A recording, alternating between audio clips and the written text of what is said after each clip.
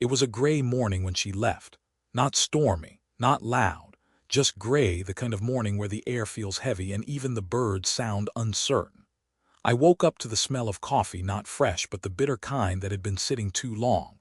The kitchen was half-lit, the sunlight struggling through the dusty window, and there on the chipped wooden table was a folded letter.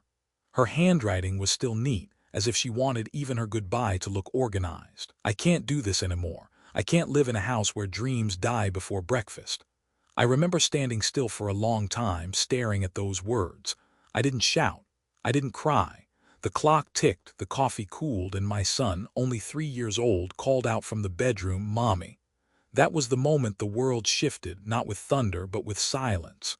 We lived in a small town where everyone knew when you sneezed, and they'd ask if you needed a doctor before you even wiped your nose. So of course, by noon, the whole town knew she'd gone. Old Mrs. Harper from across the street came over with a pie she never finished baking. She looked at me, her face soft but her words sharp. "Sometimes women just get tired, honey. You'll figure it out." I didn't answer. I didn't know how to. That night I sat on the porch with my boy asleep on my lap. His tiny hand gripped my shirt, like he was afraid I'd disappear too. I looked at the stars, there weren't many, and wondered how I'd tell him one day that his mother had traded love for comfort. I whispered to him softly, "We'll be okay, son. We'll build something out of this." And in that moment I made a promise I didn't know how to keep yet.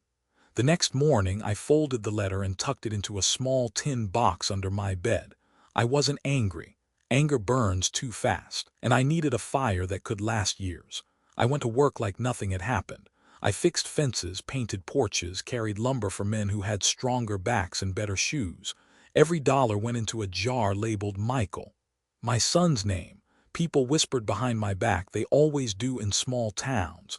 "Poor man raising a child alone. Maybe she'll come back when he's made something of himself." But I stopped listening. I learned early that pity doesn't feed a child. At night, when Michael slept, I sat by the kerosene lamp and mended his clothes. Tiny stitches, careful and slow. Sometimes I'd hum the song his mother used to sing, and sometimes I'd stop mid-note because it hurt too much. One evening I found Michael sitting by the window, holding a crayon drawing, a stick figure family, a smiling mom, a tall dad, a little boy in between. He looked up and asked, "Daddy, when is mommy coming home?" My throat tightened. I could have lied. But something inside me, maybe pride, maybe love, told me that lies were for people who gave up. So I said, "Mommy wanna find something she thought she lost, son, but we'll be here when she remembers where home is." He nodded like he understood, though he didn't. Then he handed me the drawing and said, "You can have this, Daddy, so you're not alone." That's the thing about children, they forgive before they understand. Months turned into years. Seasons changed, houses repainted, people moved away. But every birthday, every school play, every scraped knee, I was there. There were times I'd see her name in a Christmas card or hear she was living better now. A nicer house, a new husband, trips to places where dreams didn't die before breakfast. And each time I'd take out the letter, read it once, and remind myself of the line I'd added silently beneath her words. "You left because you couldn't dream small enough." One winter night I came home late from work. My hands were cracked from cold, my boots heavy with mud. Michael was asleep at the table, schoolbooks open, his head resting on his arm. I looked at him, taller now, sharper features, that same soft breath when he slept. I thought of the future, the one I was building nail by nail, hour by hour, and I whispered the same words I'd said years ago. "We'll be okay." But this time I believed it. When I think back on that morning, the gray sky, the letter, the bitter coffee, I realize it wasn't the day everything ended. It was the day something began. That letter wasn't a goodbye, it was a blueprint. A reminder that love isn't proven in comfort but in persistence. And sometimes the ones who stay quiet, who stay when it's hardest, are the ones who end up writing the loudest stories. Because love doesn't need an audience. It just needs to last. The morning after she left, the house felt different, not empty, but uneven, as if it leaned slightly toward the side where her laughter used to live. I noticed it first when I stepped into the kitchen. The floorboards gave a tired groan beneath my boots, a sound I'd heard 100 times before, but that day it carried weight, like the house itself was grieving. The wallpaper had begun to curl at the corners. The sink dripped in slow, stubborn beats. The air smelled faintly of soap and yesterday's coffee, and something else, the kind of quiet that presses on your chest. Michael sat on the floor in his pajamas, trying to fit two mismatched toy cars together. His hair stuck out in every direction. I remember crouching down beside him, unsure what to say. "Breakfast?" I asked. He nodded without looking up. I opened the cupboard, 3 slices of bread, half a jar of peanut butter, and a tin of powdered milk. It wasn't much, but I tried to make it feel like a feast. I cut the bread into triangles the way she used to, even though my hands weren't steady enough for straight lines. Michael watched me closely, the way kids do when they sense something's wrong but can't name it yet. "Where's Mommy?" The question came out small, like a paper boat in a storm. "She had to go somewhere for a while," I said. "But we'll eat first, okay?" He nodded again. I poured the milk, stirred it, and watched the white swirl fade into something the color of clouds before rain. We ate in silence, our spoons scraping the bowls like slow metronomes. When he was done, he wiped his mouth with the back of his hand and said, "It tastes funny." "That's because Daddy made it," I said, forcing a smile. "I'll get better at it." And right then I made another promise I didn't know how to keep, that I would learn to fill every space she'd left behind. The house stood at the edge of town, a small tilted thing with chipped blue paint and windows that sweated in the summer. It used to smell of fresh bread and laundry soap. Now it smelled like rust and rain. I spent the afternoon patching a hole in the roof. The wind slipped through every crack, whispering in the eaves. From outside I could hear the church bells from downtown, soft, far away, like a reminder that life was still happening somewhere else. When I came back inside, Michael was coloring on the kitchen floor. He had drawn our house lopsided, with smoke coming out of the chimney and 2 stick figures standing in front. Only 2. He looked up at me and said, "It's okay, Daddy. I can draw Mommy back when she comes home." His words pierced through me like cold water down my spine. I nodded because what else could I do? That night I tried to make soup. The recipe wasn't written anywhere. It was something she always did from memory, a bit of salt, a bit of love, a rhythm I never learned. The broth turned out thin, pale, like it had forgotten what warmth tasted like. I tore a piece of stale bread in half and dropped it in. Michael slurped quietly, legs swinging from the chair too tall for him. The lamplight made his hair shine like copper wire. For a moment I imagined she'd walk through the door, maybe tired, maybe sorry, and I'd hand her a bowl and we'd all eat together again. But the only sound was the ticking of the old wall clock, steady and cruel. When dinner was done, Michael slid off the chair and came to me.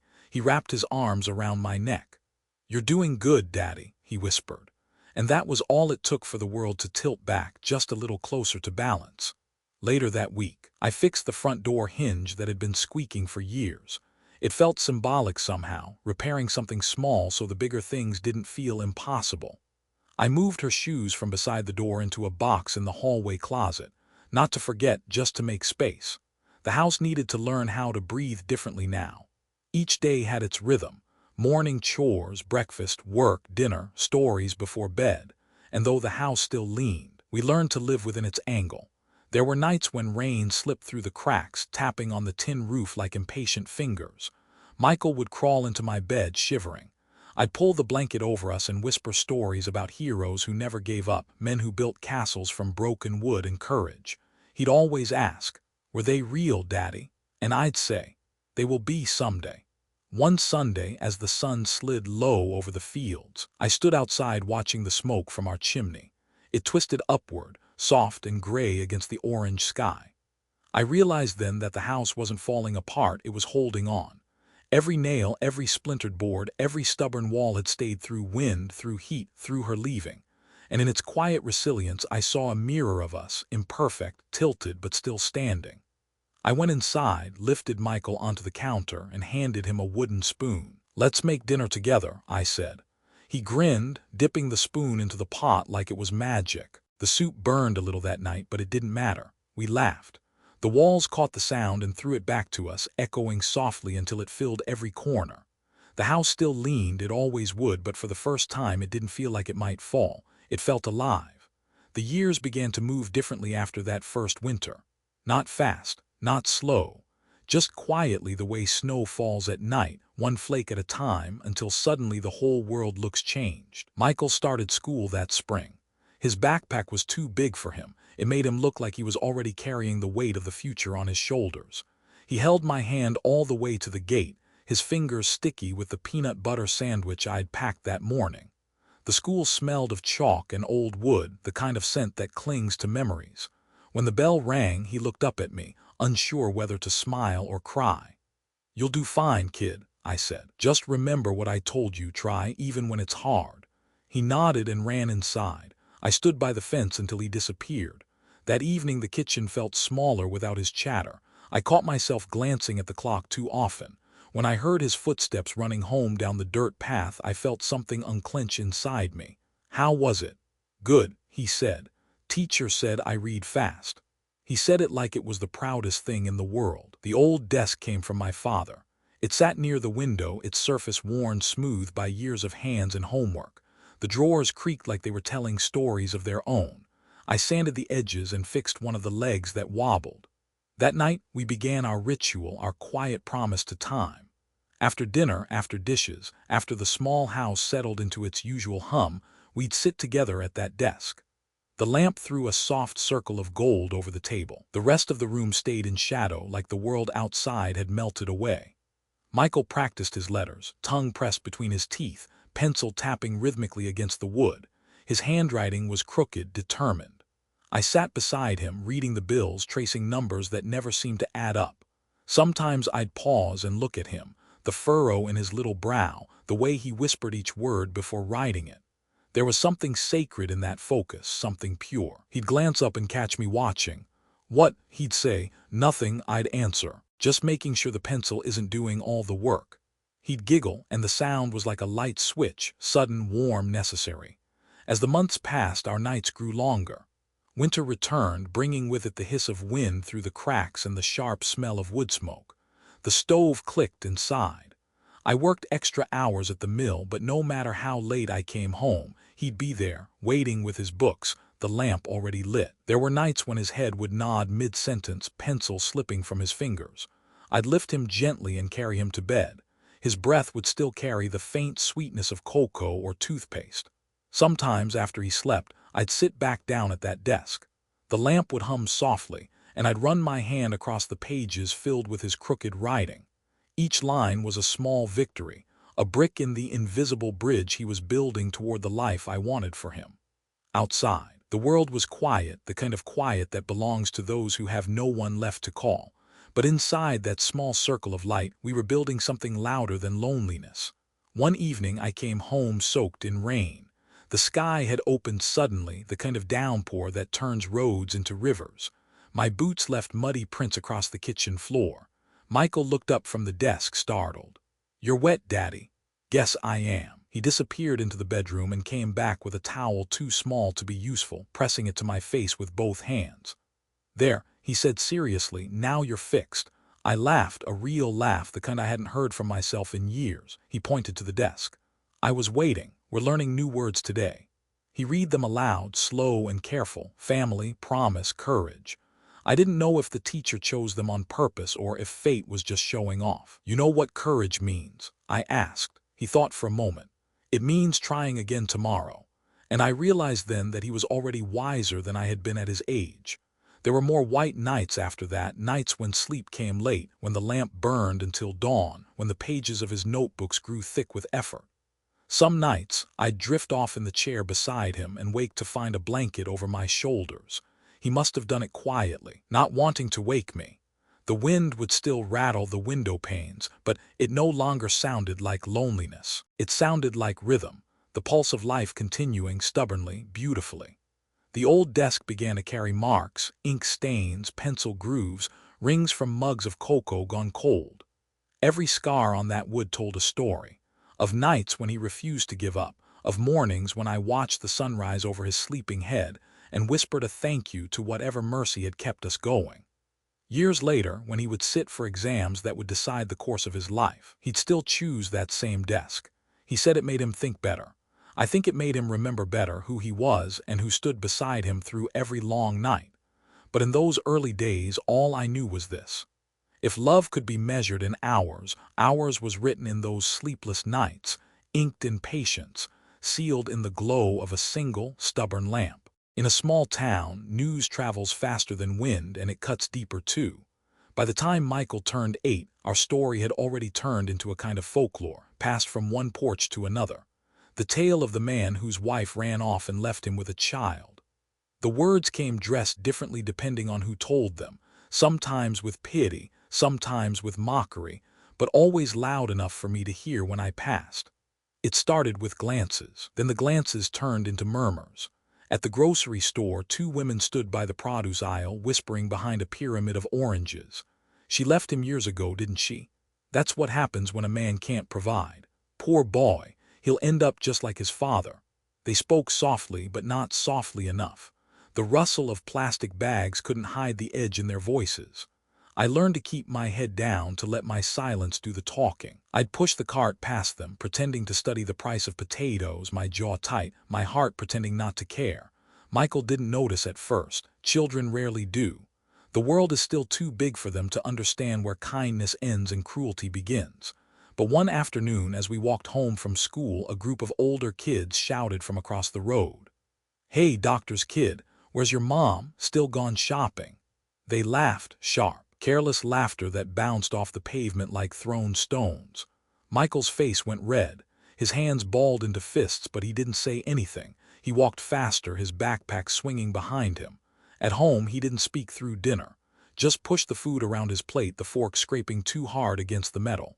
Finally, he looked up. His voice was small, tight. "Why do people talk like that, Daddy?"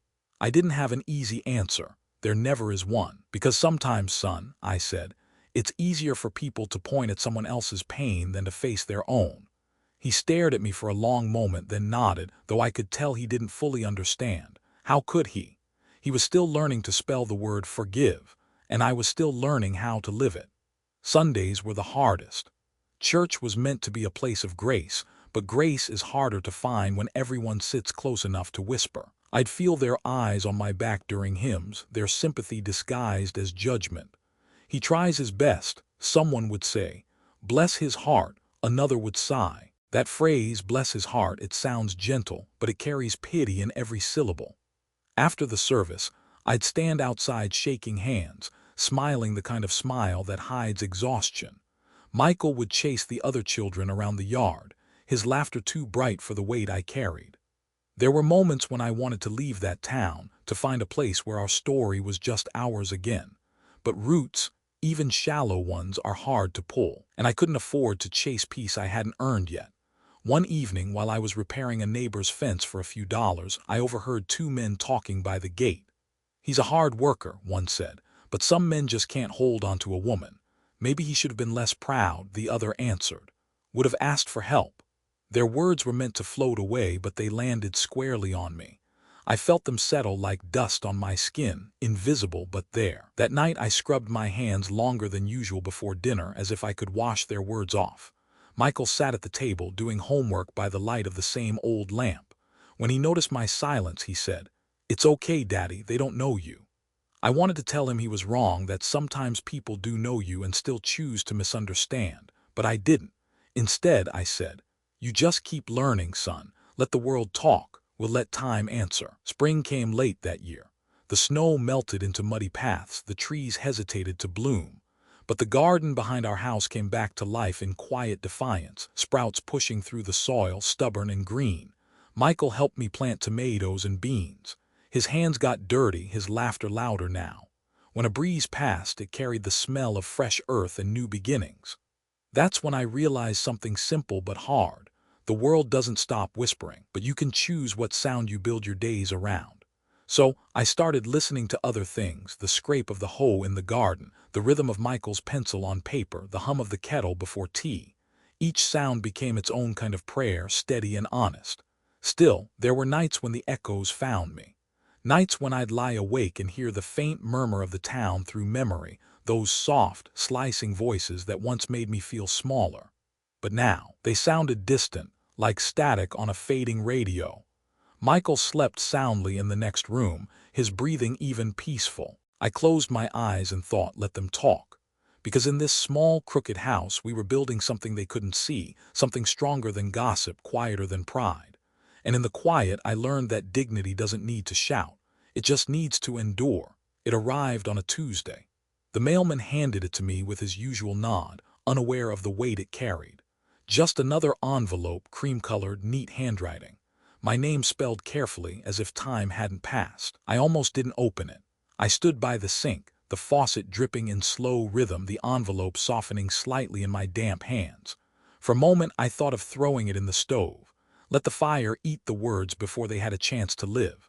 But curiosity is a stubborn thing, especially the kind tied to old wounds.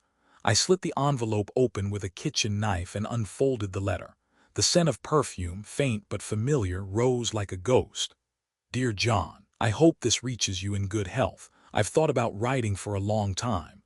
I heard from someone in town that you and Michael are doing well. I'm glad. Her words were polite, careful, as if walking barefoot through broken glass. It was signed with a different last name, Elaine Carter. Life took me in directions I didn't expect, she wrote. But lately I find myself missing the simple things. The garden, the porch, the way you used to hum while fixing things. I wonder if maybe we could talk again, for Michael's sake if nothing else. I read that line 3 times, for Michael's sake. Outside, the wind picked up, pushing dry leaves against the window like tapping fingers. The world always seems to move louder when you're trying to think. I folded the letter once, twice, then pressed it flat again. My hands trembled slightly, not from anger but from something older, exhaustion maybe, memory. That evening, when Michael came home from school, the letter was still on the table. He was 12 now, tall for his age, his voice beginning to stretch into something deeper. He dropped his backpack with a thud and reached for the letter. Who's it from? I hesitated, then said quietly, Your mother. He froze, his hand hovering just above the paper. What does she want? She says she wants to talk. He didn't ask to read it. He just looked at me for a long moment, not angry, not sad, just measuring. Are you going to? I don't know yet. He nodded slowly, then walked to his room. The door closed softly behind him, but the sound still echoed. That night I sat on the porch with a cup of coffee gone cold. The moon hung low, pale as paper. I thought about her handwriting, how steady it looked, how she'd always been the calm one, the one who organized, who planned. And I wondered if she had rehearsed each line, or if the words had come out as easily as she'd once walked away. My mind drifted to old summers, her laughter on the wind, the way she'd lean against the doorway while I fixed the fence, her hair falling loose. Memory can be cruel. It edits the pain out first, lets the sweetness come back uninvited. But then I remembered the morning she left, the letter, the silence, the boy calling for her, and suddenly the coffee in my hand tasted like rust. A few days later, a second letter came, shorter this time. I'll be in town next Sunday, it said. Maybe we could meet. I'd love to see Michael. No apology, no explanation, just an invitation wrapped in nostalgia. I read it again under the kitchen light. The paper trembled slightly between my fingers. Michael was at the desk, working through his math homework. I watched the pencil move in his hand, the way his brow furrowed when he concentrated, the same way mine used to when life didn't add up. She wrote again, I said. He didn't look up. What did she say? Wants to meet us. He stopped writing. The pencil rested between his fingers like a held breath. Do you want to? The question caught me off guard. I don't know, I said again. Maybe it's time to hear what she has to say. If you go, he said quietly, I'll go with you. His voice was calm, older somehow. Sunday came gray and cold. The cafe in town smelled of cinnamon and rain-soaked coats. She was already there when we arrived, sitting by the window, hands wrapped around a cup she wasn't drinking. Time had softened her, lines around her eyes, a streak of silver near her ear. But her smile when she saw Michael was instant, wide, uncertain. You've grown so much, she said, reaching out. He didn't take her hand, just gave a polite nod and sat beside me. We talked, or rather she talked, about her life, her job, how she'd made mistakes. Words that sounded practiced, scrubbed clean of guilt. Then she said, maybe I could come by sometime, for dinner, or help out with things. I studied her face. She was searching for something, redemption maybe, or a way to rewrite the story so it hurt less to remember. We've managed, I said softly. Michael's done well, he doesn't need help with things. Her smile faltered, but she didn't argue. When we left, the rain had started again. Michael walked beside me in silence until we reached the car. Then he said, she looked sad. She did. Are you sad too? I thought about it for a long time before answering. Not anymore. That night I placed both letters back in their envelopes and tucked them into the same tin box under my bed where her first one still lived, the one from all those years ago. I didn't do it out of sentiment. I did it because life has a way of folding itself into circles, and sometimes the only way to move forward is to keep the evidence. Outside, the rain turned to wind, brushing the house in steady rhythm. Inside, the lamp hummed softly. Michael's door was closed. Light glowed beneath it, a reminder that his world was still expanding. I sat for a while, listening. The house no longer leaned the way it used to. It had learned, like we had, how to stand on its own. The first time she left, she took her body with her. The second time, she came back just long enough to take something else. It started a few weeks after that meeting at the cafe. Her letters became frequent, shorter, almost casual, as if we'd simply skipped a few years of small talk. "I've been thinking about moving closer to town," she wrote. "It might be nice for Michael to have both his parents nearby." I didn't answer. I'd learned that silence was its own kind of language, one that says everything without giving anything away. But silence has limits. One Saturday morning she appeared at the house. No letter, no warning, just her, standing on the porch, holding an umbrella and that same perfume that once meant home. Michael was at school for a weekend program. It was just me and her. "You still fix things yourself," she said, glancing at the old porch railing. "I try to," I replied. Her smile was careful. "You've done well, I can see that. The house looks stronger." "We try to make it hold." She nodded, her eyes scanning the place as though she were taking inventory of what she'd left behind. Then she said softly, "I never meant to hurt you." The words hung there, polite but hollow. I didn't respond. Reached into her bag and pulled out a stack of papers, neatly folded, bound by a rubber band. "These are just some formalities," she said. "Legal things. I realized my name is still on the deed for this place." I stared at her. "You left with nothing," I said. "That's what we agreed." "I know," she said quickly. "And I'm not here to fight, it's just I've been through a rough patch. The man I married after, well, it ended badly. I need some help to get back on my feet." She hesitated, looking down. "I thought maybe since you're doing all right now." That sentence burned hotter than anything she'd said before. "You thought I was doing all right?" I asked quietly. "Because the roof doesn't leak anymore, because the boy you left is finally standing tall." Her face tightened, but she didn't back down. "It's not like that," she said. "You know I care about Michael. This is just about what's fair." That word, fair, hit me harder than any insult could. Fair was the night I worked 3 jobs so the boy she left could stay in school. Fair was the years she spent forgetting us while I tried to remember what peace felt like. I took the papers, glanced at the printed lines, legal jargon, a request to transfer part of the property value, temporary assistance, a name of a lawyer I didn't know. "You've already signed this," I said. "Just a formality," she repeated, smiling faintly. I put the papers down on the table slowly, like setting down something fragile and dangerous. "You should go," I said. Her expression changed then, the softness peeled away, leaving something sharper. "You've always been stubborn, John. That's why nothing ever worked." I didn't answer. The rain outside began to hit harder, tapping against the windows like impatient fingers. She hesitated for a moment longer, then turned and walked out. The sound of her heels faded down the porch steps, each one cutting through the silence like a nail being driven in.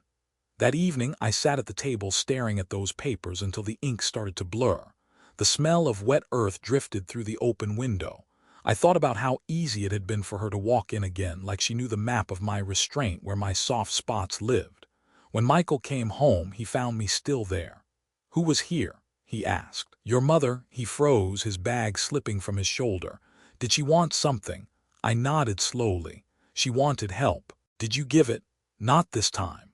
He looked at me, that same measuring look from years ago, and then quietly set his bag down. "Good," he said simply. The next week, an envelope arrived from a law office. I didn't open it right away. My hands had already learned the weight of regret. When I finally did, it was exactly what I expected. A formal request for compensation, worded in the language of fairness and necessity. I showed it to a friend in town who knew a bit about such things. He whistled through his teeth. "She's got no ground," he said. "She's trying to scare you, just sign nothing." So I didn't. Days turned into weeks and the letters stopped coming. Maybe she found someone else to ask. Maybe she realized that the version of me she'd known, the man who would bend, who would quietly absorb the hurt, didn't live here anymore. One night, as I sat on the porch, Michael joined me with 2 mugs of cocoa. The air smelled of cut grass and smoke from distant chimneys. "Dad," he said after a while, "do you still love her?" The question was quiet, but it landed heavy. I thought about it carefully before answering. "Love," I said, "changes shape. Sometimes it turns into memory, sometimes into silence, and sometimes, if you're lucky, into wisdom." He nodded, looking out toward the dark fields. "Then maybe she gave us something after all." I looked at him, his steady eyes, his calm voice, and realized he was right. Because the second time she tried to take something from me, I finally learned what couldn't be taken. The house, the boy, the peace we built. They were no longer hers to touch. The envelope came on a Friday morning, heavy and official, the kind of envelope that hums with possibility even before you open it. It was thicker than the usual bills and notices, stamped with the name of a university in dark blue letters. Michael was still at school. I found it wedged among the advertisements and the grocery coupons, my name written in small print underneath his.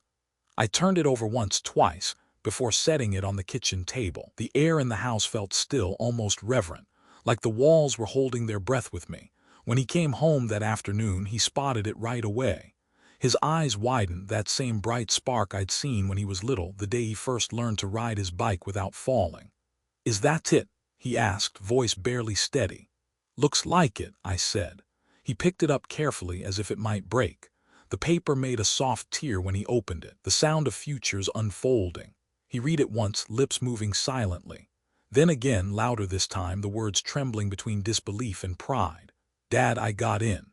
He laughed, short, breathless, and looked up at me, waiting for something. I wanted to say 100 things at once, that I was proud, that every long night and calloused hand had led to this, that he had done what neither I nor the town ever thought possible. But my throat closed up before I could speak. I managed only a smile, small, quiet, maybe too quiet. He didn't seem to notice. He was already reading the letter again, tracing the university seal with his thumb, his eyes bright with the reflection of everything ahead. That night, I stayed up long after he went to bed. The house was quiet, except for the steady hum of the refrigerator and the faint rustle of the wind outside.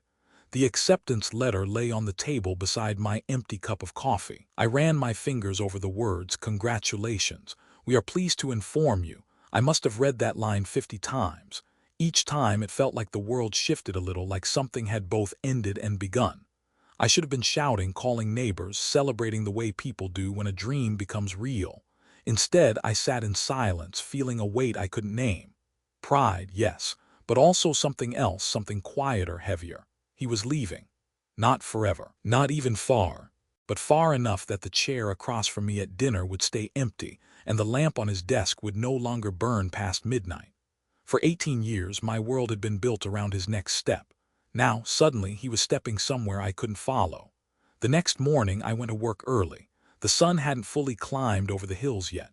The sky was the color of cold steel. At the lumber yard, the air smelled of sawdust and diesel.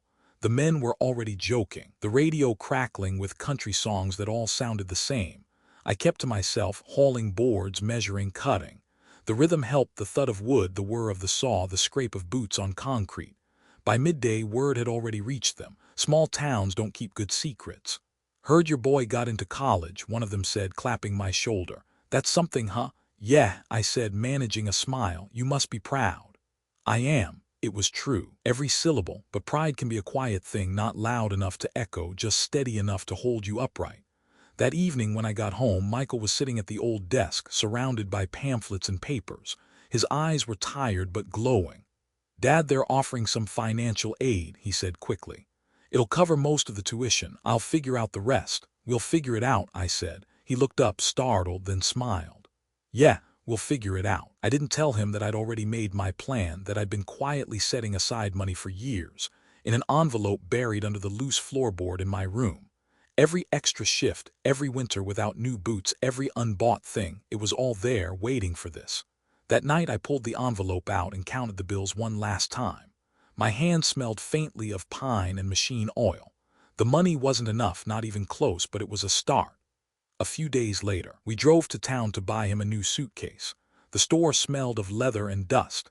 He picked a simple one, navy blue, same color as his college seal. On the way home, he talked about dorm rooms and roommates, about lectures and labs and professors. His words tumbled over each other, full of light.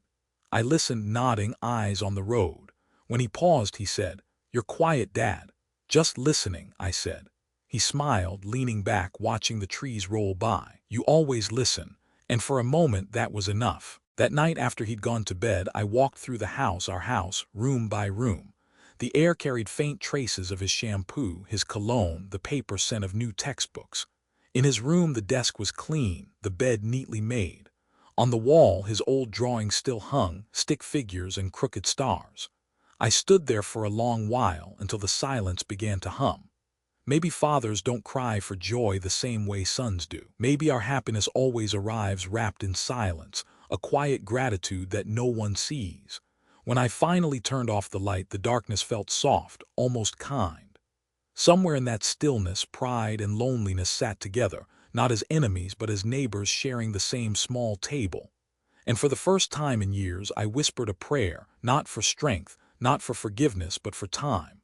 Time enough to let go gently. I couldn't know then that the work I clung to would carry me straight into a winter my body wouldn't forgive. That winter arrived early, sharp and bone deep, the kind that makes even the air feel heavy to breathe.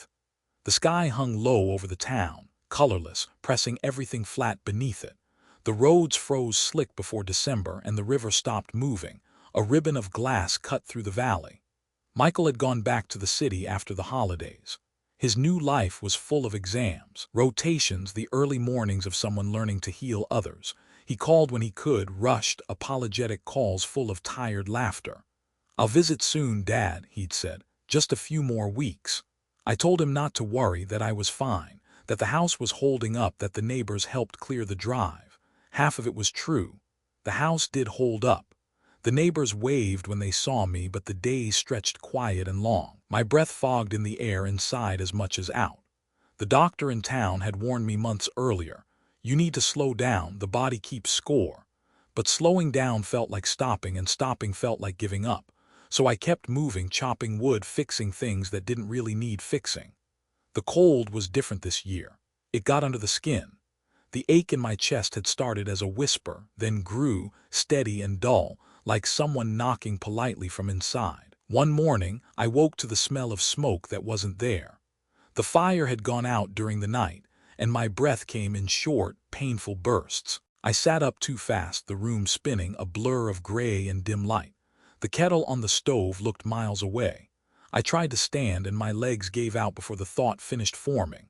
My shoulder hit the table on the way down. The sound, wood splitting, the soft crack of ceramic, filled the room for a second, then faded into something far away. When I woke, it was night. Or maybe it was still day. The light outside was the same color either way. The floor was cold beneath me, the boards pressing into my ribs. My breath sounded strange, shallow, uneven, like it belonged to someone else. I tried to reach the chair to pull myself up, but my arm wouldn't listen. It just lay there, heavy and useless. The world narrowed, the ticking of the old clock, the faint hum of wind outside, the metallic taste in my mouth. And then, just before the dark came back, I thought of Michael. His face at the table, reading that college letter, the sound of his laughter bouncing off these same walls, the warmth of his hand when he was little, clutching mine on the walk to school. I remember whispering to the room, maybe to him, maybe to no one, "Not yet, he's not done." I woke up in the hospital. The light there was too clean, too white, like a world scrubbed of all softness. Machines clicked and sighed beside me. The smell of antiseptic and boiled linen filled the air. My throat was dry. When I tried to move, pain flared across my chest, sharp and bright. A nurse appeared, young, calm, with a voice that carried no judgment. "You're lucky," she said. "Neighbor found you, said the smoke alarm went off." I wanted to ask how long I'd been there, but the words stuck somewhere between thought and sound. Later the doctor came, a kind man with tired eyes. "It was close," he said. "You had a minor cardiac event. Stress, exhaustion, maybe the cold. You need rest." He said it like rest was something you could order by prescription. I nodded, though I knew rest had never been part of my vocabulary. Days blurred into one another, fluorescent mornings, the low hum of footsteps in the hallway, the clatter of trays. I watched snow pile up outside the window, the world beyond it hushed and distant. Sometimes I imagined Michael walking through that snow, his scarf trailing behind, his breath visible in the air. He didn't know yet. I hadn't let the nurse call him. He was in his final exams. He was so close to the life I'd wanted for him, the one I'd built quietly, one long day at a time. If he heard I was here, he'd drop everything, and I couldn't let that happen, so I asked the nurse to wait. Just until the weekend, I said. Let him finish first. She hesitated, then nodded. At night I listened to the machines, the steady beep, the quiet pulse of the oxygen. Each sound was a reminder that something somewhere was still working. I thought about the years, all of them, the choices made, the silences kept. The first letter she left, the second betrayal, the winters and the work. Somehow everything narrowed down to this small white room and the breath I could still feel pushing in and out of me. And beneath all of it, one truth pulsed steady. He was out there, moving forward. I closed my eyes, imagining his hands, the same hands that once struggled to hold a pencil steady, now holding a stethoscope, steady and sure. Outside, snow was falling again, thick and silent. The flakes caught in the hospital light, each one dissolving the second it touched the window. For a long time I just watched them fall, and in that quiet I whispered to no one, "That's enough for now." Then I slept, not in surrender but in peace, knowing that somewhere beyond the frozen fields, my son was learning how to save a life, while I was learning at last how to rest. When I got home from the hospital, winter had already begun to loosen its grip. The snow had thinned into gray patches across the yard, and the first hints of mud were showing beneath it. The air still held that metallic chill, the kind that tastes faintly of iron when you breathe too deep. The house looked smaller than I remembered. The porch sagged a little more. Inside, the light was soft and uncertain, dust motes hanging in it like ghosts trying to settle. I sat down slowly in the same old chair by the kitchen window, feeling the weight of the weeks behind me. The doctor's words still followed me home like shadows. Take it easy, rest, avoid stress. He might as well have said, learn how to live differently. Michael still didn't know. I'd told the nurse not to call him, and I hadn't changed my mind. I wanted his world untouched by mine for a little longer, just until I could breathe without counting the seconds between each inhale.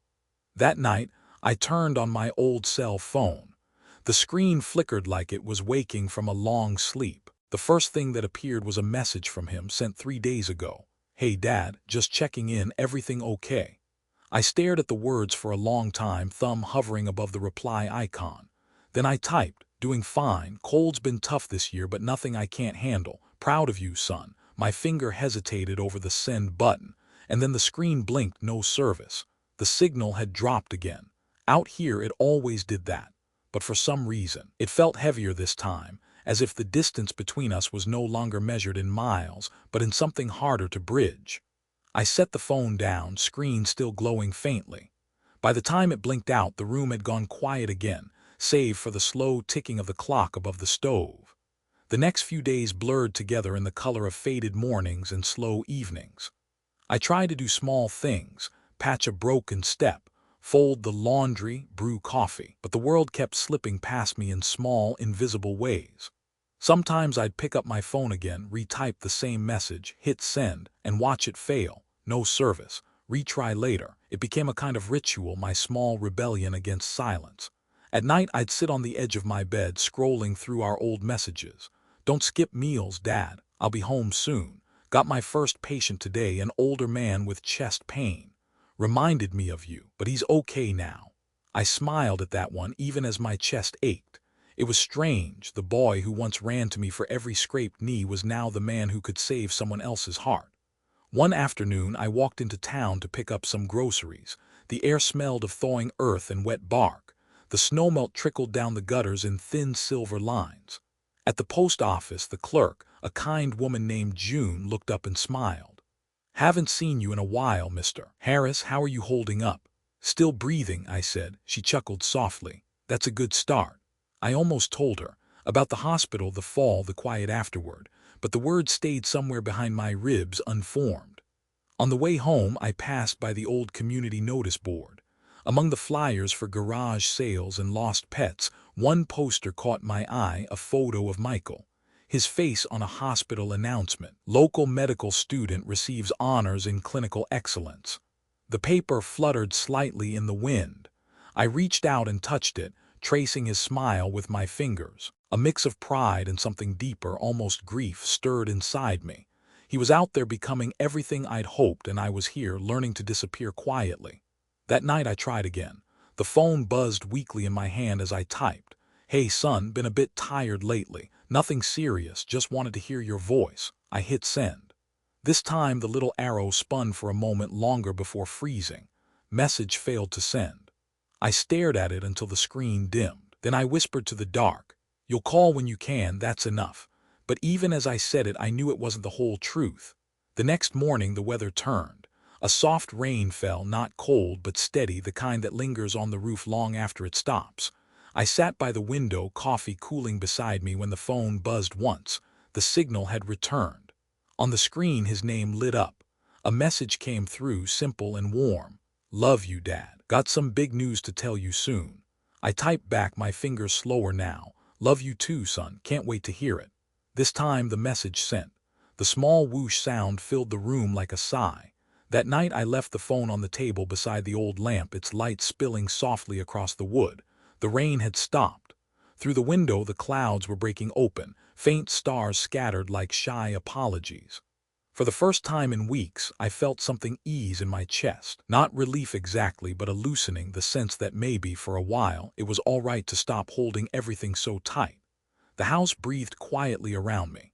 The phone blinked once, a small green light pulsing steady in the dark. I thought of him miles away, maybe in another quiet room looking at the same night sky, and hoped that somehow, even through the weak signals and failed messages, he could still feel it, that his father was proud, that his father was still here, still listening, still trying to send love, even when the words didn't always go through.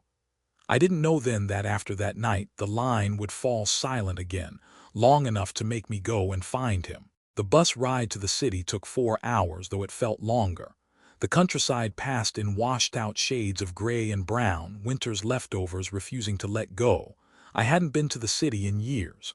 The noise, the speed, the endless rows of people who didn't look at one another, it was like stepping into another planet. I had come because the phone stopped ringing. For weeks after that last message, there'd been silence. No texts, no calls, just an emptiness that stretched wider every day.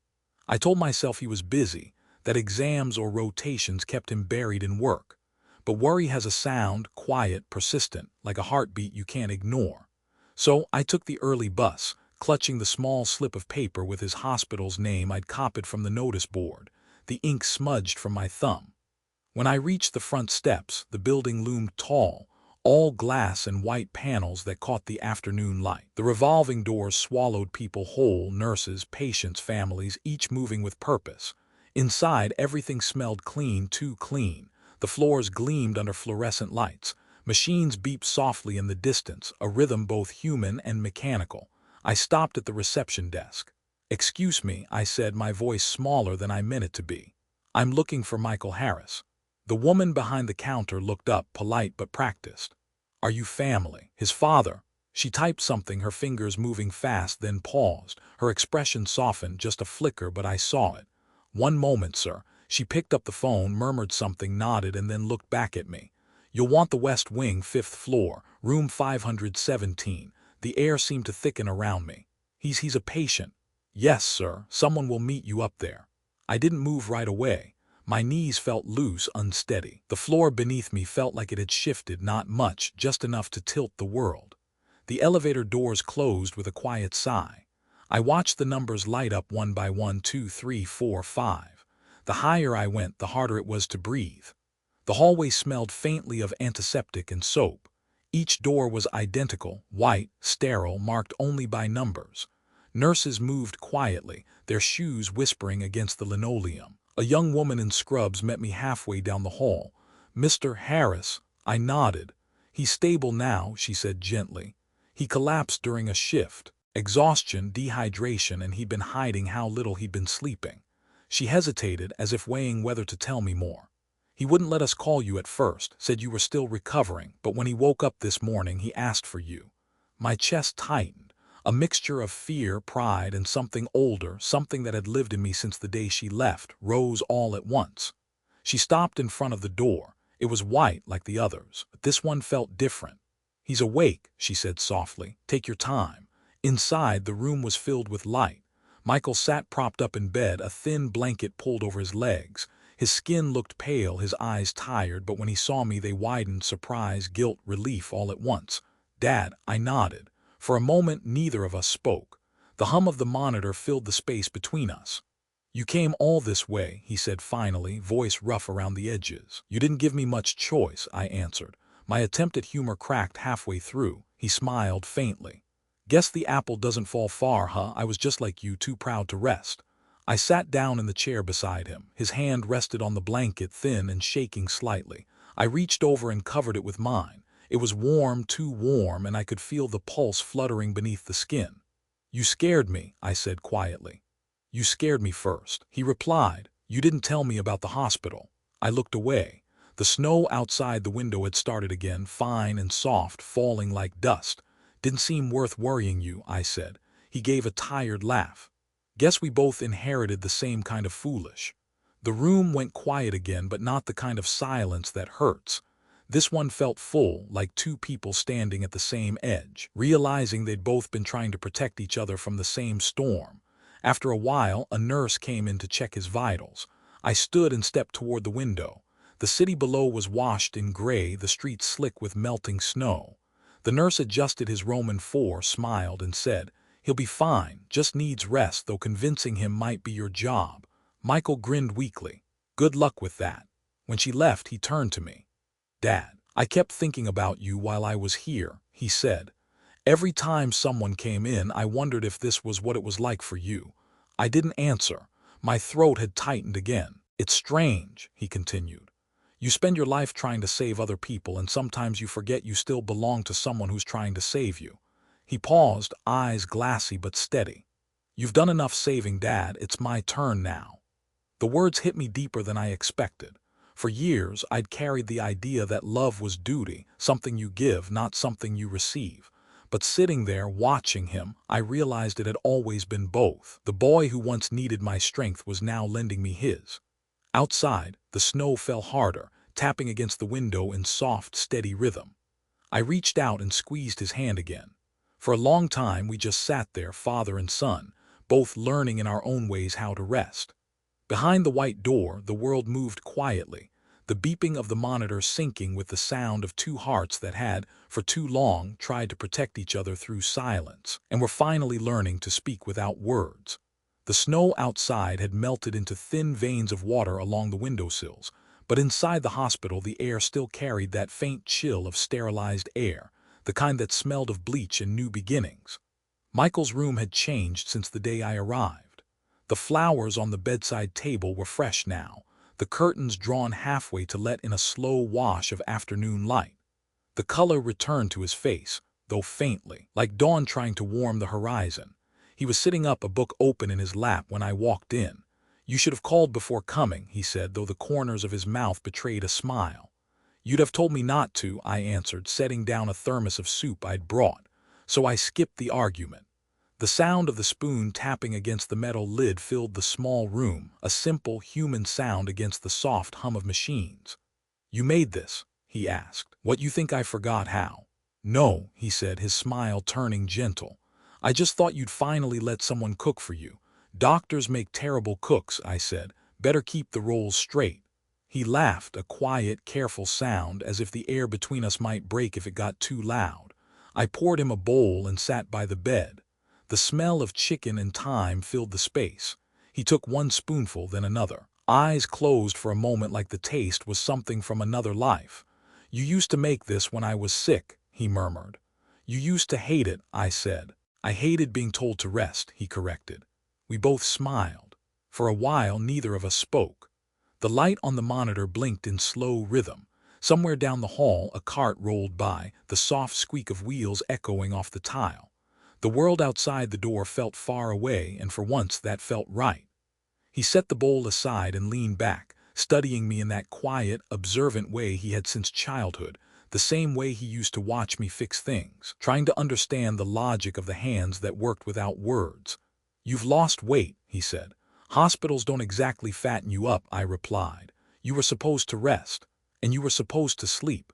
We both knew how that went. He sighed, running a hand through his hair. His fingers trembled slightly, not from weakness but from the slow, stubborn exhaustion of someone who'd carried too much for too long. "Dad," he said quietly. "When I collapsed, I kept thinking, maybe this was what it felt like for you, the fear of not waking up, the noise fading, the world narrowing." He paused, voice lowering to a whisper.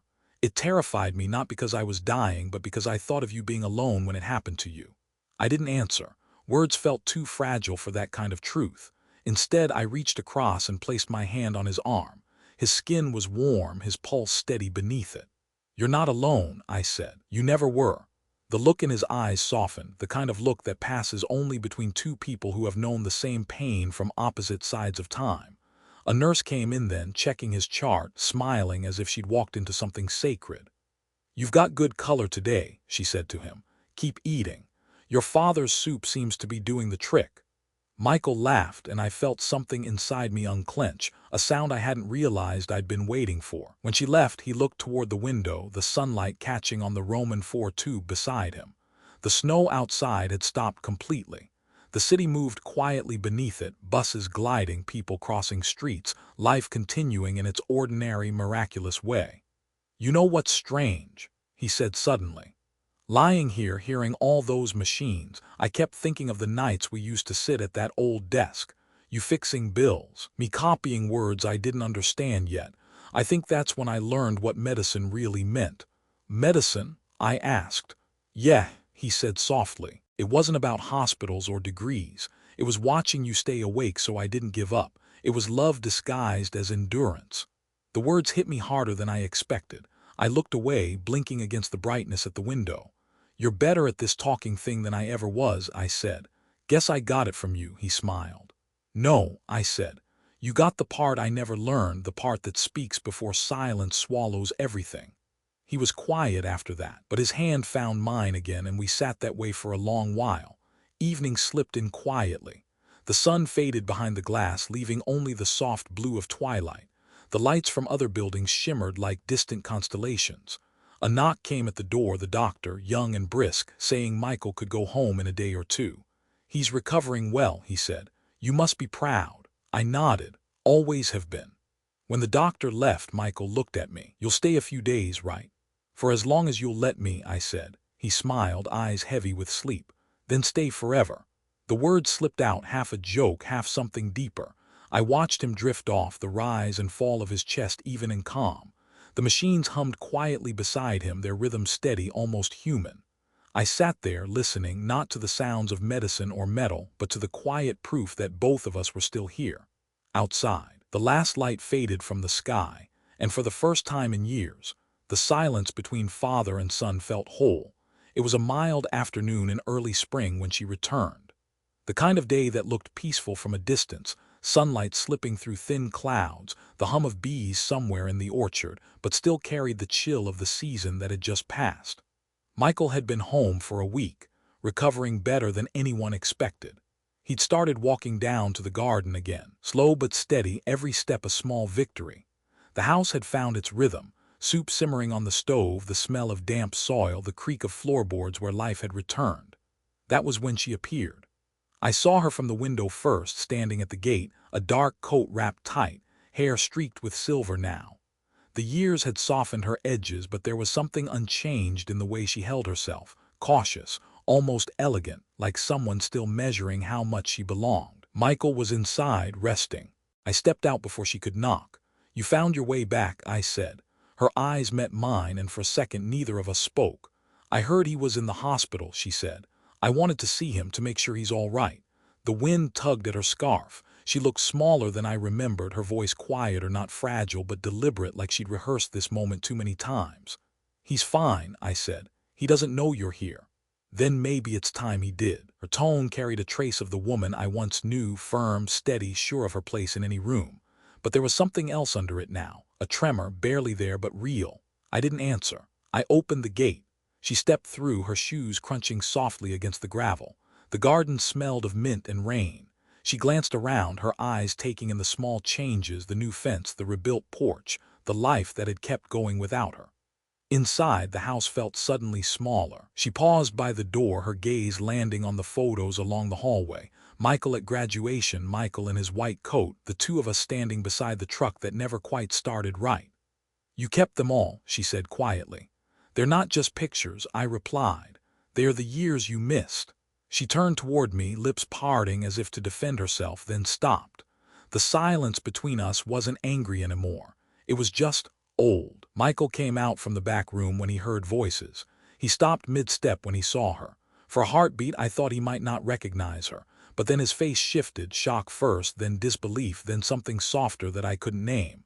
Mom. Her eyes filled almost instantly. She took a step forward, hands trembling. Michael, she breathed. Look at you. He didn't move at first.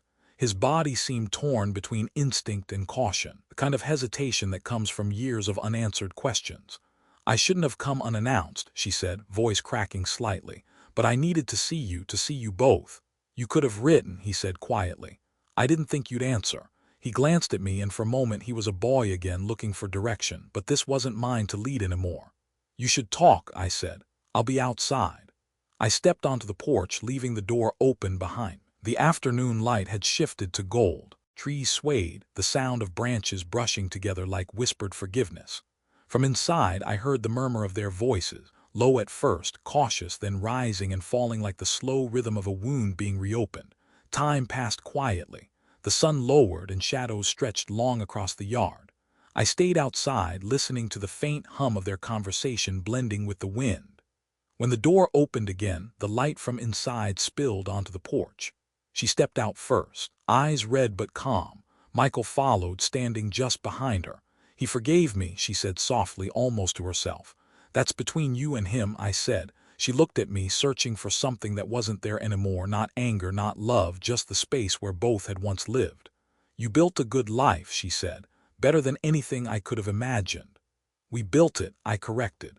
Even the parts you weren't here for, they still had your name on them. She looked down, her hands clasped tightly together. I don't expect you to forget. I already did, I said.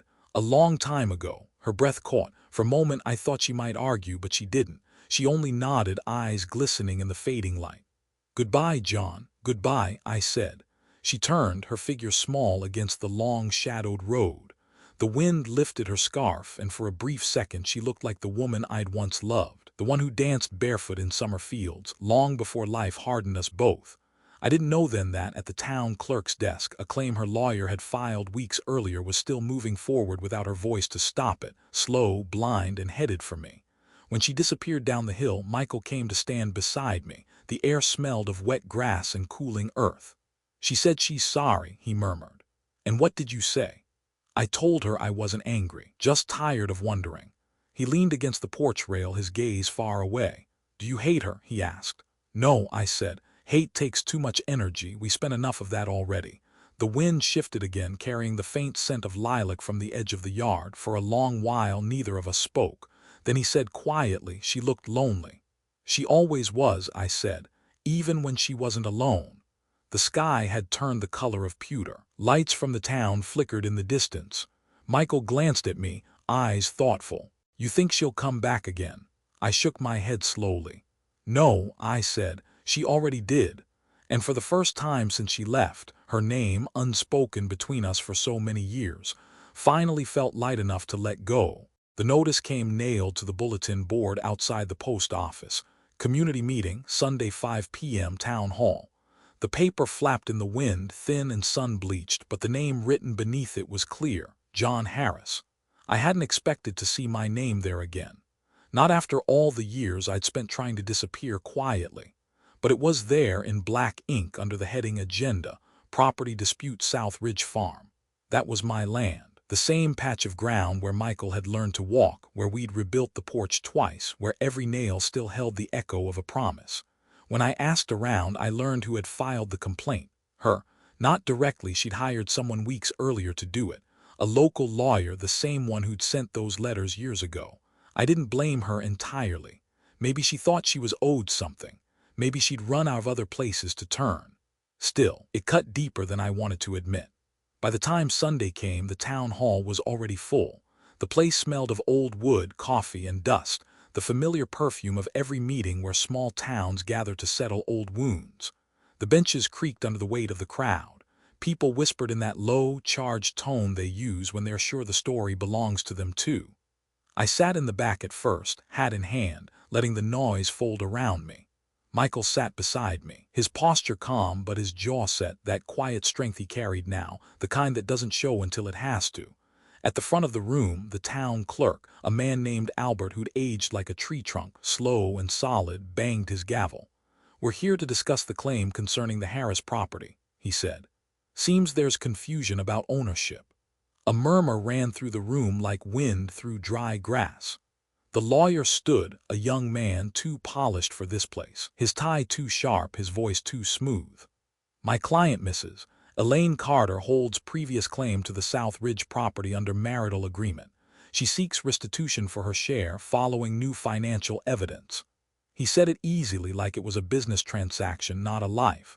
I looked around the room. Faces I'd known for decades, some sympathetic, some curious, some just hungry for a story, turned toward me. Albert cleared his throat. "John, you've heard the claim, you have the floor." I stood slowly. The floorboards gave a small groan under my boots. My hands felt heavier than they should have, the paper I carried trembling slightly. "You all know that place," I began. "You've watched me mend its fences and plant its fields since before most of you were gray. You've seen my boy grow up there. What you might not have seen is how much it cost, not just in dollars but in years." I paused, letting the words settle. "Elaine left a long time ago. When she did, she signed a letter, gave up her share, her rights, her place. I didn't fight her then, I couldn't. I thought walking away was punishment enough." The lawyer shifted, flipping through his papers. "Mr. Harris," he said, polite but firm, "my client claims that letter was informal. It holds no legal—" I held up another sheet. The sound of paper against paper cut him off. "Then maybe this one will do." Albert took it, squinting at the faded ink. It was the original, the one I'd kept folded inside the tin box under my bed all these years. Her signature, steady and certain, the date clear as day. A ripple went through the crowd. Someone whispered my name, someone else muttered, "I knew it." The lawyer's face lost its calm. He turned to her. She'd been sitting near the aisle, head down, hands twisted together, and whispered something urgent. She didn't answer. She didn't even look up. I watched her shoulders, small, tense, trembling. For a moment, I almost felt sorry, almost. Then she rose slowly and turned to the room. Her eyes found mine, older now, softer, but still full of that same searching. "It's true," she said quietly. "I signed it. I didn't think he'd still have it." "I kept everything," I said, "even the things that hurt." The room went silent. The air felt thick enough to hold in your hands. Albert nodded once and cleared his throat. "That settles it then. The claim's void." Hammered the gavel once, and just like that it was done. But no one moved. They just sat there, watching her, watching me, waiting for something larger than law to happen. She looked around the room at faces that used to smile at her, at the life she'd once called hers. Then she turned back to me. "You've always been better than I was," she said softly. "No," I answered, "just slower to quit." Her eyes glistened. She nodded once, not in defeat but in recognition, and walked out through the center aisle. The door closed behind her with a sound that felt final. When I stepped outside, the air was cool, touched with the scent of early rain. The sun hung low, bleeding gold through the clouds. Michael joined me at the steps. "You didn't have to show that letter," he said. "Yes, I did," I replied. "Not for them, for her, for me." We stood there for a while, watching people drift out, their voices soft, their faces thoughtful. Someone clapped me on the back, murmuring, "Good man." Another just nodded. The noise of the town began to fade, leaving only the wind and the sound of distant bells. Michael turned toward me, his face unreadable but full of something I hadn't seen in years, pride, maybe, or peace. "You all right?" he asked. "Yeah," I said. "Feels like the ground's level again." And as the church bells rang out over the rooftops, the same town that once whispered my story now fell quiet, not out of gossip, but out of respect.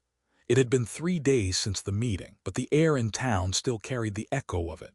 At the diner, the hardware store, the post office, people spoke in lower tones now. The name John Harris no longer came laced with pity or gossip. It carried a kind of hush, like the sound before a hymn begins. That Sunday the church bell rang longer than usual. It was Michael's idea that we go. I hadn't set foot inside in years, not since the day I stopped expecting grace from strangers. But he said, "It's time they see you, Dad." not as the man they used to whisper about, but as the one who stayed. So I went. The morning light was pale, almost white, the kind that turns the world soft around the edges. The town's main street still smelled faintly of rain, and puddles reflected pieces of sky.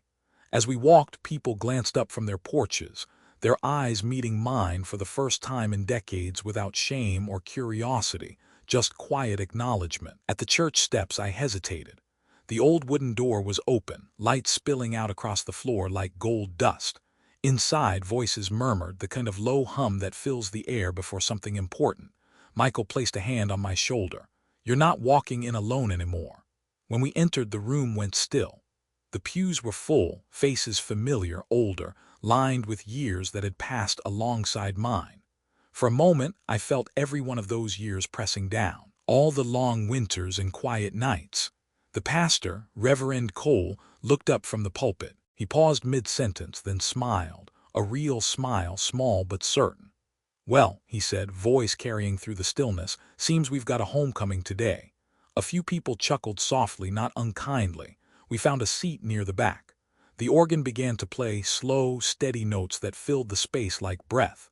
The sound vibrated through the old wooden beams through my chest. I hadn't realized how much I'd missed it, not the religion, not the ritual, but the sound of a room full of people breathing together. After the service, when the crowd began to spill out into the sunlight, I tried to leave quietly. But small towns have a way of holding onto moments they know matter. Someone called my name, then another. I turned to see Albert, the town clerk, making his way toward me, his hat in hand. "John," he said, stopping just in front of me. "That was quite a thing the other night. You did right, not just by yourself, but by all of us." "Didn't feel like doing anything special," I said. "That's exactly why it was," he replied. He reached out and shook my hand, firm and deliberate. And as he did, others stepped forward, neighbors, faces from long ago, people who'd once crossed the street to avoid mine. Mrs. Harper, the woman who used to bring half-baked pies after my wife left, pressed her hand over mine. "We judged what we didn't understand," she said softly. "Took us too long to see it." I didn't know what to say, so I just nodded. Words seemed too small for the moment. Michael stood beside me, silent but smiling, eyes bright in the sunlight. I could see it, the way they looked at him and through him saw me. The mayor appeared next, a tall man with a careful voice. "John, the council's decided to honor you at the Founders' Day gathering. Community Service Award, nothing fancy, but it's long overdue." I started to protest, but Michael nudged me gently. "Take it," he whispered. I did. The applause that followed wasn't loud, it didn't need to be. It was slow, honest, the sound of palms meeting palms with respect instead of noise. For a moment, everything around me blurred. The sunlight, the faces, the colors. All I could feel was warmth, not the heat of pride, but something deeper, something like peace finally finding its way home. Later that afternoon, the town gathered by the square. A small wooden stage had been set up beside the flagpole, surrounded by folding chairs and the smell of roasted corn from a nearby stand. Reverend Cole gave a short speech, his voice rising above the wind. "Some men build walls," he said. "Others build tables. John Harris built both, strong enough to hold a family and open enough for a community." I didn't know where to look. The words made my chest ache in that strange way gratitude does when it's almost too much to hold. When they called me forward, I stood slow, hat in hand. The crowd parted to let me through. Faces I'd known since my 20s, faces that had watched my mistakes, my quiet rebuilding, looked at me not as the man who'd been left behind, but as the man who'd stayed long enough to see the world come back around. They gave me a small plaque, simple wood, my name carved cleanly into it. I said only one thing. "You all knew me when I was broken. You watched me try to fix a life with nothing but time and faith. I guess I just want to thank you for noticing, even if it took a while." A quiet ripple of laughter moved through the crowd. Then came something else, unexpected, unprompted. One by one, people began to take off their hats, bowing their heads. It started with Albert, then the mayor, then the rows behind them. Even Reverend Cole lowered his. The air shifted, the wind stilled. The entire square bowed, not out of ceremony, but out of something wordless, the kind of respect that can't be asked for, only earned. I looked over at Michael, standing just beyond the crowd. His eyes met mine. He didn't bow, he stood tall, his head high, pride shining in the curve of his smile. And that was enough. When it was over, the sun began to dip behind the trees, turning the town gold again. People dispersed slowly, their voices light like a prayer that didn't need an ending. As we walked home, the evening air smelled of rain and cut grass. My hands were tired, but my heart was calm. For years, I'd carried shame like a stone. That day, without asking, the town lifted it from me piece by piece until all that was left was the weight of gratitude. The kind that doesn't bend your back anymore, but straightens it.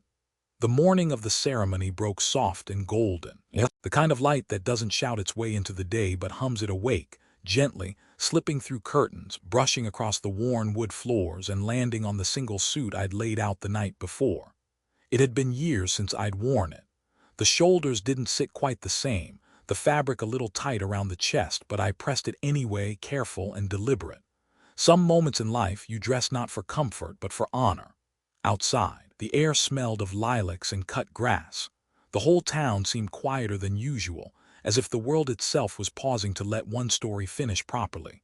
Michael had already gone ahead early as always. His text that morning was short but steady. Front rows reserved for family. Don't be late, old man. I smiled at the screen longer than I meant to, the words blurring a little before I tucked the phone into my pocket. The university sat on the edge of the city, its buildings old and proud, their brick walls soaked with decades of footsteps and ambition. The parking lot was already overflowing when I arrived. Parents, grandparents, children all gathered, their voices blending into a low, joyful hum. I found my seat near the front, where rows of folding chairs stretched beneath a wide white canopy. The stage stood framed by flags and flowers. Behind it, tall oak trees swayed gently, their leaves catching light like 1,000 small applauses. I spotted him before the ceremony began, second row, far right, cap slightly crooked as usual. Even from a distance, I could see the faint, nervous rhythm of his fingers tapping against his knee. For a moment, I saw the child he'd been, bent over that old desk, pencil smudged across his fingers, the lamp burning long into the night. Then he turned, scanning the crowd, and when his eyes found me, he smiled wide, unguarded, the kind of smile that belongs to beginnings. My chest tightened. The dean spoke first, the usual words about perseverance, about futures and responsibility and light, but I didn't really hear them. My mind was moving somewhere else, over every year that had led here, the nights of silence, the winters that nearly took me, the letters that never reached him, the mornings when I wondered if I was raising him right or just keeping him alive. And then the sound came. His name, Dr. Michael Harris. It echoed across the field like music. He stood, straightened his gown, and walked to the stage with that calm, measured stride I knew so well. The dean shook his hand. Cameras clicked. Applause swelled like a wave breaking open. I didn't clap right away. My hands just hovered there, trembling slightly, my throat too full for sound. Because in that instant, I wasn't just watching my son receive a diploma, I was watching him step into the life I'd built for him, one sacrifice, one breath, one unspoken prayer at a time. When I finally did clap, it was slow, steady, and the sound seemed to carry farther than I expected, as if every version of me through the years joined in. After the ceremony, the crowd poured out in a bright, restless tide, laughter, hugs, the rustle of gowns, and the click of camera shutters. I waited near the side of the quad, beneath the shade of one of those old oaks. The air was warm now, full of sunlight and the faint smell of barbecue from somewhere nearby. Then he appeared, cutting through the crowd, his cap in hand, gown half open, that familiar half-smile still on his face. "You made it," he said. "Wouldn't miss it," I replied. He handed me his cap. "Hold that a second," he said, digging something from his pocket. It was a small folded card, the kind used for invitations. He pressed it into my hand. On the front, in neat handwriting, it said, "For the man who gave me everything without ever saying it out loud." I didn't open it right away. My thumb rested on the edge of the envelope, my chest aching in that quiet, holy way that love sometimes hurts. "You didn't have to." "I did," he cut in. "You built my foundation, Dad. Every late night, every bill paid with calloused hands, every meal you skipped so I didn't have to. This is yours, too." He looked down for a moment, eyes glassy. "When I was a kid, I thought being strong meant never breaking. But you taught me that real strength is what you do after you've been broken." I couldn't speak. The words caught somewhere between pride and grief. So I did what fathers do when words fail. I pulled him into my arms and held on. He didn't resist. For a few seconds, it felt like time folded in on itself, the years collapsing until the man in my arms was still the boy I'd once carried across puddles, across pain. When I stepped back, I saw the reflection of myself in his eyes, not the man I used to be, but the one who'd survived long enough to see this moment. We drove home in silence that evening, the car filled with sunlight and the faint crackle of the radio. The diploma lay across the dashboard, the seal catching every stray beam of light. As the fields rolled past and the town came into view, I realized something simple, something I hadn't dared to name before. Every scar, every winter, every whisper from those years had been leading here, to this quiet, golden drive home. He rested his head against the window, tired but smiling. "You know," he said softly, eyes half closed, "the ceremony was for me, but the applause was for you." I looked at him, his face peaceful, the fading sun painting him in the same light that had once touched his crib, his homework, his dreams. And for the first time in my life, I let myself believe him. The house was quiet again. Not the hollow quiet of years ago, not the kind that echoes loss, but a softer kind, full of peace. The kind of silence that breathes. Spring had returned. The trees in the yard were heavy with blossoms, their petals falling like slow snow. The porch creaked beneath my chair, and the air smelled of fresh paint and lilac. I'd fixed the railing one last time, not because it needed fixing, but because some habits aren't meant to die. Michael had moved into the city after graduation, renting a small apartment close to the hospital. He called every evening, short calls, sometimes just to say, "You eaten yet?" But it was enough. Every Sunday he came home. Always at the same time, same route, his car pulling into the drive just as the church bells began to ring. He'd step out, arms full of groceries or tools or sometimes nothing at all, just that easy grin that said, "I'm home." That day was no different. I heard the car before I saw it, the crunch of tires on gravel, the engine cutting off. Then his voice, deeper now, steadier, but still carrying that same brightness. "Dad, you out here? Where else would I be?" He came up the porch steps, setting a brown paper bag on the table. "Brought dinner. Thought I'd save you from your soup marathon. Soup never did me wrong. Yeah, but neither did steak." He grinned. I laughed, shaking my head. He sat down across from me, the porch light catching in his hair. For a moment we didn't speak. The breeze carried the sound of wind chimes from the neighbor's yard, soft, random, almost musical. "How's work?" I asked. "Busy, but good busy." He paused, watching the light shift through the branches. "You know, sometimes when I talk to patients, I think about you. The way you used to fix things around here, you never rushed. You didn't just patch what was broken. You rebuilt it so it would last. That's what love is," I said quietly, "making sure something lasts even when you're not around to see it." He looked at me then, eyes bright in that fading light. "You did that for me. You make it easy to be proud," I said. He smiled, but it wasn't the kind of smile people wear for comfort. It was full of understanding, the kind that comes only when years of silence have finally learned to speak. We ate dinner out there, the sound of crickets rising from the fields. The food was warm, the air cool, and the stars slowly began to appear, one, then two, then a sky full of them. When the plates were empty and the night fully settled, he said, "You ever think about her?" The question came gently, without bitterness. "Sometimes," I said, "but not the way I used to." He waited. "I used to think love meant staying," I continued. "But I learned that's not always true. Sometimes people leave because they don't know how to stay. And sometimes staying isn't enough, it's how you stay that matters." He nodded slowly. "Do you forgive her?" I thought for a moment. The stars blinked overhead like slow, patient eyes. "I think forgiveness happens the moment you stop trying to rewrite the story," I said. "You stop wishing it had gone another way and you just let it be what it was." He leaned back in his chair, exhaling. "That's hard. Most good things are." The next morning came early. The sunlight spilled through the kitchen window, catching on the steam from the coffee pot. Michael was already up, reading something at the table, a newspaper folded neatly beside his plate. "There's a story in here about you," he said without looking up. "About me?" He smiled. "Well, about the man who raised a doctor after losing everything.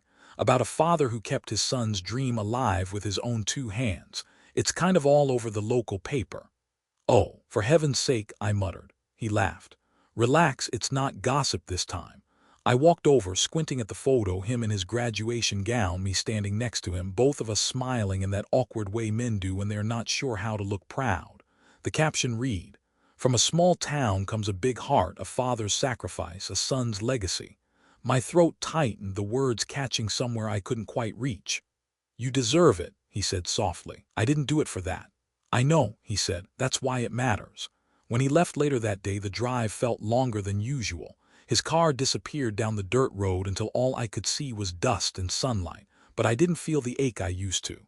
Instead, there was something quieter, a peace that comes from knowing a story has finally landed where it was meant to.